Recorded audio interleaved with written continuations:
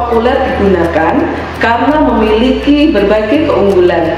Di antaranya adalah fleksibel, tidak mudah pecah, mudah untuk digunakan bersama dengan kemasan yang lain, dan tidak korosif. Namun, plastik sintetis yang beredar di pasaran memiliki masalah, yaitu pencemaran lingkungan. Plastik tersusun atas senyawa dari polimerisasi monomer hidrokarbon dengan rantai yang panjang sehingga sulit untuk terdegradasi. Untuk mengatasi permasalahan sampah plastik ini adalah dengan membuat plastik ramah lingkungan yang disebut dengan bioplastik. Komponen utama penyusun bioplastik adalah hidrokoloid dan lipid. Polimer alami bisa didapat dari selulosa, lignin, parti, kitin, alga, dan kitosan. Biopolimer dari limbah pertanian atau perikanan juga bisa digunakan sebagai bahan campuran pembuatan bioplastik. Salah satunya yaitu limbah ampas kopi yang kulitnya mengandung selulosa dan lignin.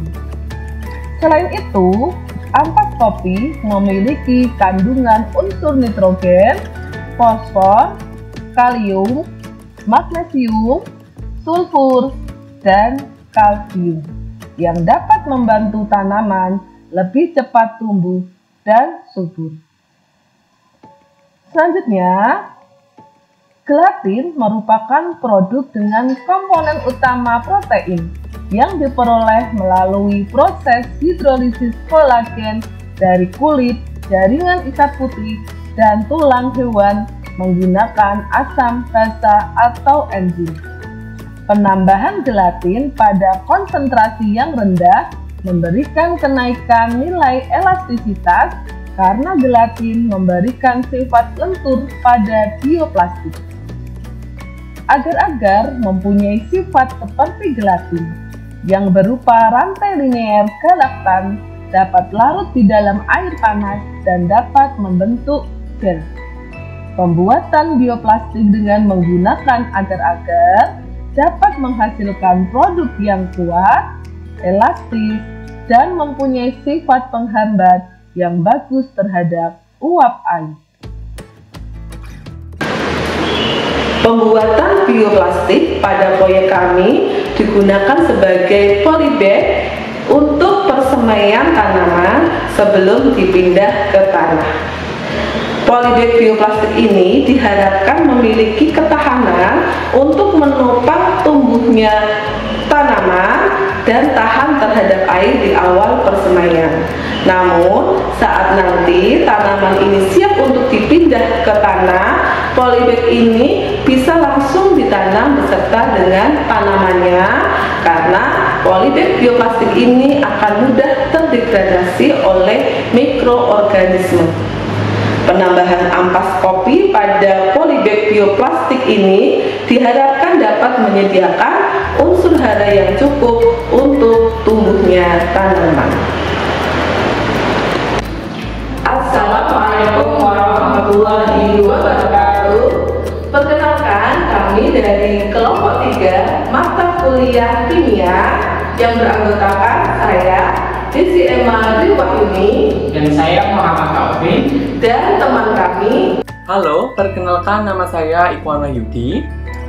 Di sini kami akan mendemonstrasikan proyek pengaruh penambahan agar-agar dan gelatin pada pembuatan bioplastik berbasis limbah ampas kopi terhadap kualitas produk polybag.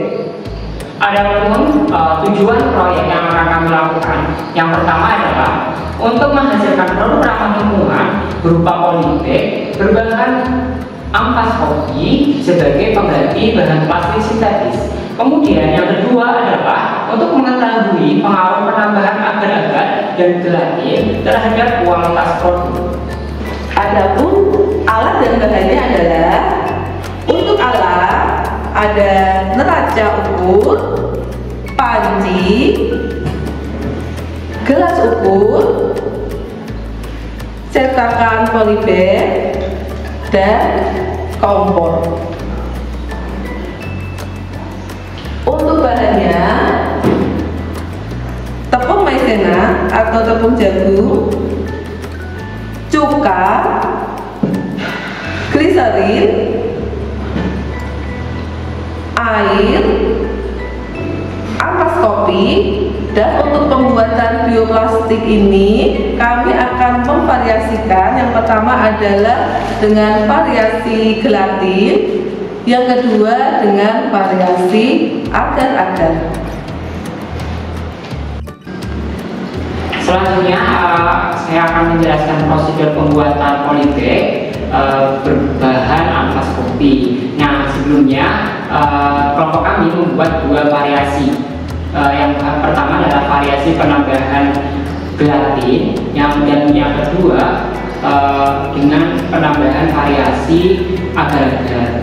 Nah, untuk ini yang pertama kita akan melakukan percobaan dengan menggunakan variasi penambahan gelatin dengan 3 jumlah gelatin yang berbeda. Yang pertama 10 gram, yang kedua 15 gram, dan yang ketiga 30 gram.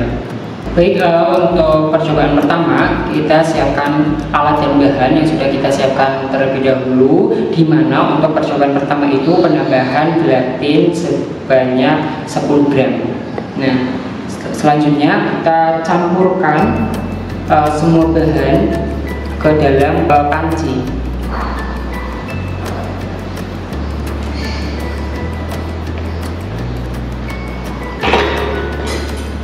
Kemudian kita masukkan ampas kopinya. Kemudian kita tambahkan gelatin 10 gramnya. Kemudian kita tambahkan cuka. Kemudian gliserin. Kemudian air. Kita sambil mengaduk semua adonan hingga tercampur rata.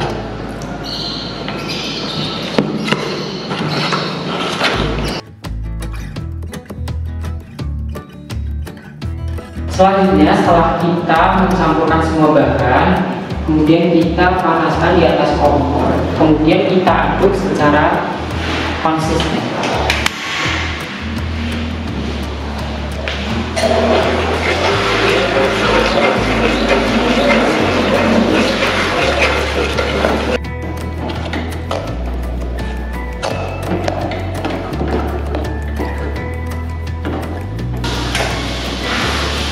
Setelah kita panaskan, kemudian kita diamkan terlebih dahulu. Setelah adonan jadi, kemudian kita bentuk dengan menggunakan cetakan. Pada kelompok kami menggunakan cetakan wadah es krim seperti ini. Kemudian kita ambil adonan yang sudah kita panaskan dan didinginkan tadi, kemudian kita bentuk dengan menggunakan cetakan.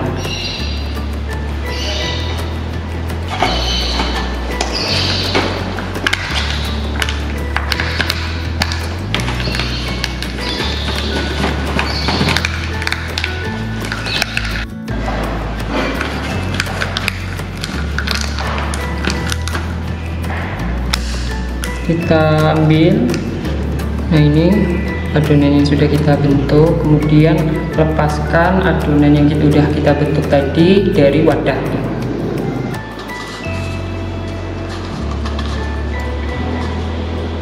Setelah itu kita akan keringkan di bawah sinar matahari selama 24 jam.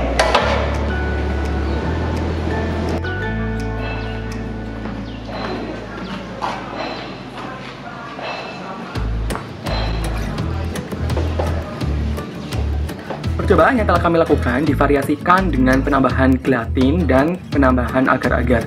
Adapun informasi terkait variasi penambahan gelatin dan agar-agar disajikan sebagaimana pada layar berikut ini. Terkait dengan percobaan menggunakan variasi agar-agar, prosedurnya hampir sama dengan menggunakan gelatin. Berikut adalah cuplikan videonya. Pertama, siapkan alat dan bahan terlebih dahulu. Timbang semua bahan sesuai dengan komposisi. Kemudian campur menjadi satu dalam panci.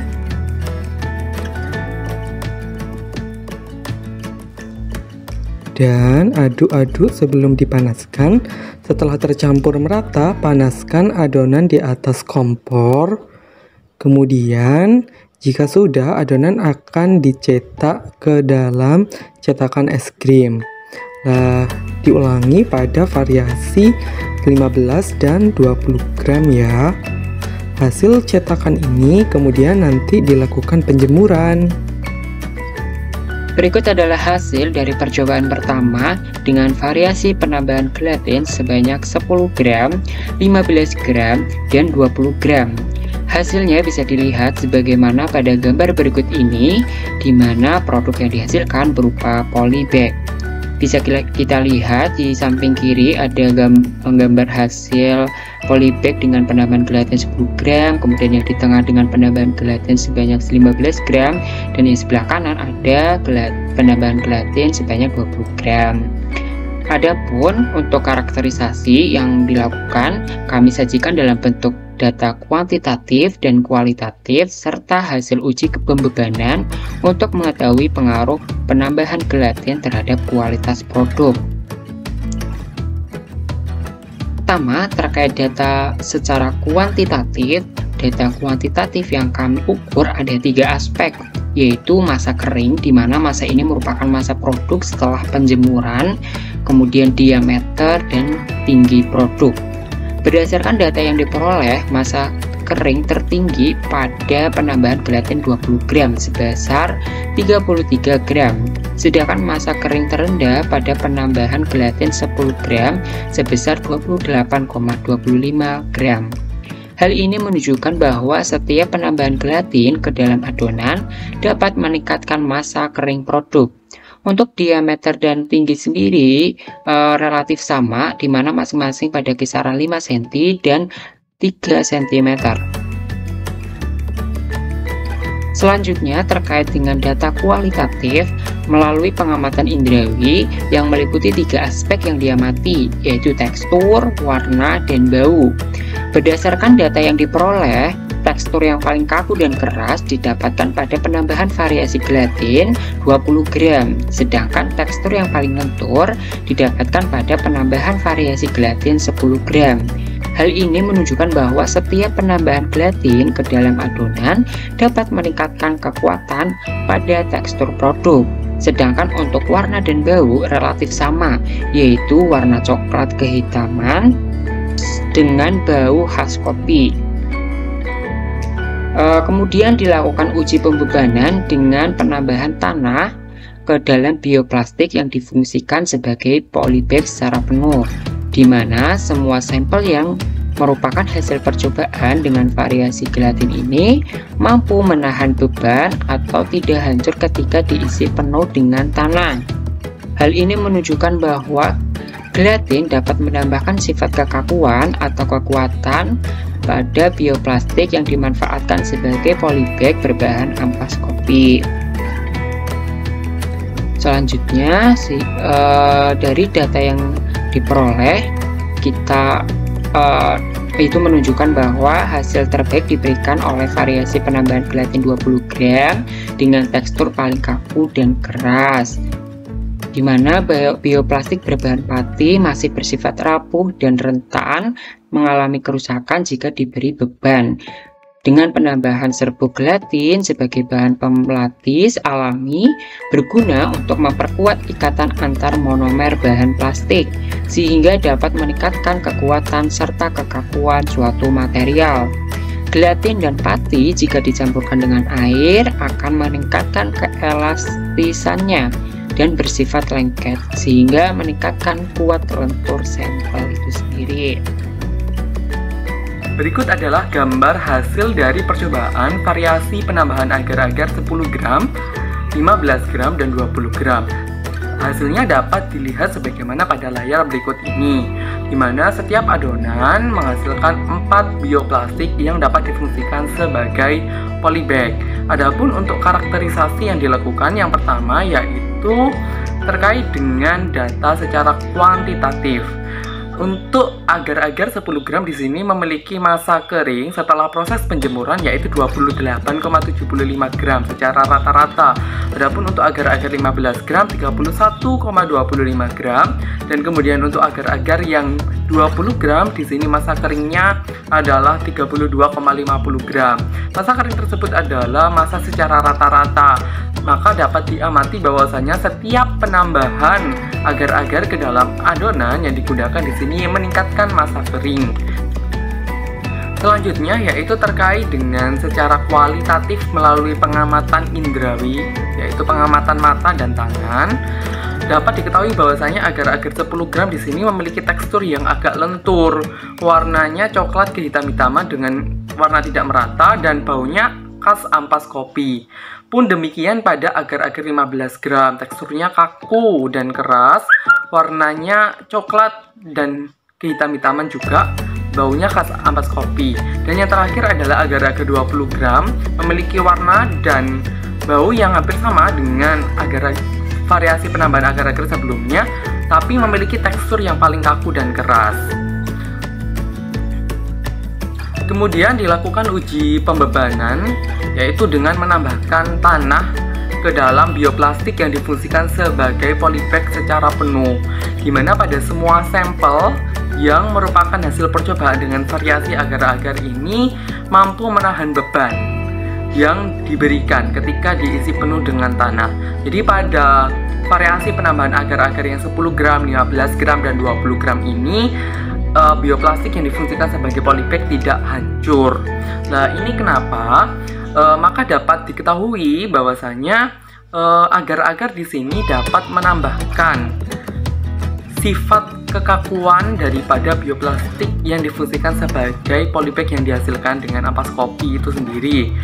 Hasil terbaik diberikan pada agar-agar yang ditambahkan sebanyak 20 gram pada adonan.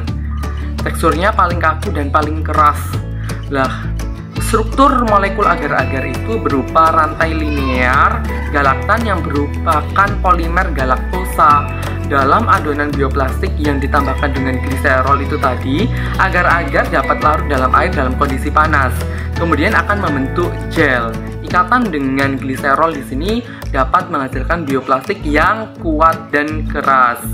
Bioplastik berbahan dasar rumput laut memiliki sifat mekanik yang lebih baik daripada pati. Berdasarkan hasil dan pembahasan percobaan yang telah kami lakukan, maka dapat disimpulkan bahwasanya penambahan gelatin dan agar-agar pada bioplastik dengan ampas kopi dapat difungsikan sebagai polybag.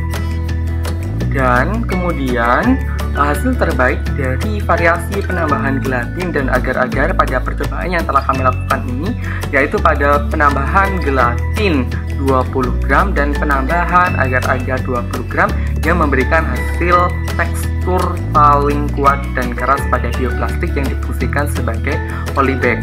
Adapun untuk saran percobaan selanjutnya ke depannya perlu dilakukan karakterisasi lebih lanjut bagaimana karakter atau ciri-ciri secara fisik daripada bioplastik yang dihasilkan dengan variasi penambahan gelatin dan agar-agar. Kemudian penelitian ke depannya juga diharapkan dapat mengungkap lebih banyak dengan penambahan variasi-variasi yang lainnya sebagai penambah sifat mekanik, kekuatan, kekerasan daripada bioplastik yang difungsikan sebagai polybag. Nah, demikian percobaan yang dapat kami lakukan sebagai mini proyek mata kuliah kimia, konsep dan aplikasinya. Kurang lebihnya kami mohon maaf yang sebesar-besarnya. Akhir kata, wassalamualaikum warahmatullahi wabarakatuh.